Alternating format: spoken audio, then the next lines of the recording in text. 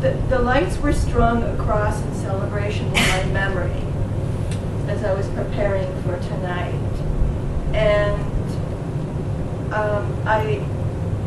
the theme that goes through all of my life is, as of today, I just thank my son for being alive and here, and my son, and being born at this time of the year. His birthday's next week.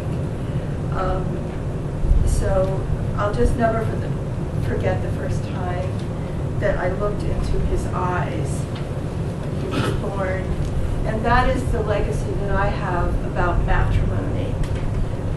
My most treasured memory is when my son's dad gave me one rose during our courtship.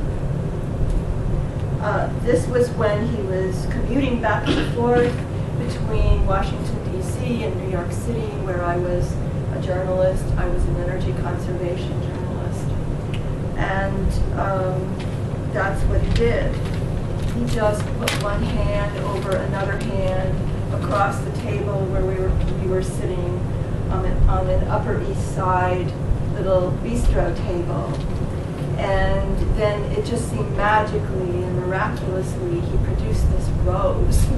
And I don't even quite remember if it was from his pocket or from behind his jacket, but it doesn't matter. I was just charmed and entranced with the one red rose, the red rose of passion.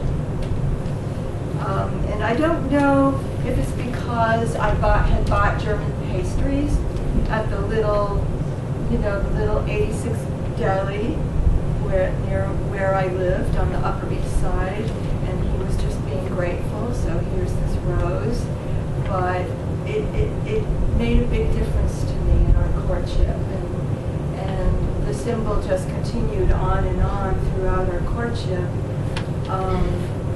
as passion and life. And so finally, when he asked me to marry him, I said yes. And after some time, we had our child. Neither of us realized then that this red rose is a cultural symbol, and that we were kind of swept up and swept into this cultural way of being, of how to be married, and what we had to do this, we had to get this apartment, we had to, it didn't have furniture, but we had to do things a certain way. And neither one of us realized at that time that we actually personally and individually had, if you want to use flower symbolism, different flowers, not the red rose. Mine is something else, his is something else, which is still his secret, it's still his story, not my story. But what really carried through was our friendship. And here it is. We went through birth. We went through firing. He was fired on his job. We went through his nervous breakdown. We went through career changes. He's fine now, by the way. We went through divorce. We went through my rape. We went through death in our families by other family members. We went through raising our son and loving our son and supporting our son and just loving and loving him. We went through then our divorce and my other relationships and my other marriages. I've been married now 4 times. Now I'm single again. And all this.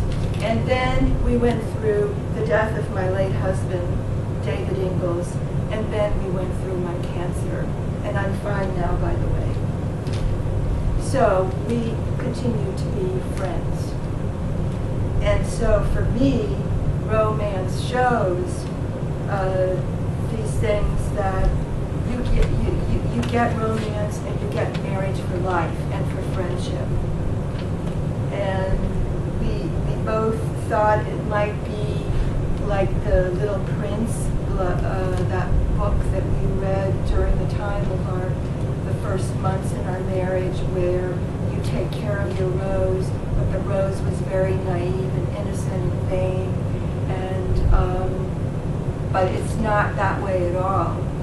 We both have taken turns in our life being both the Rose and the Little Prince, if you know that story. So I'm just very grateful that I've had the experience of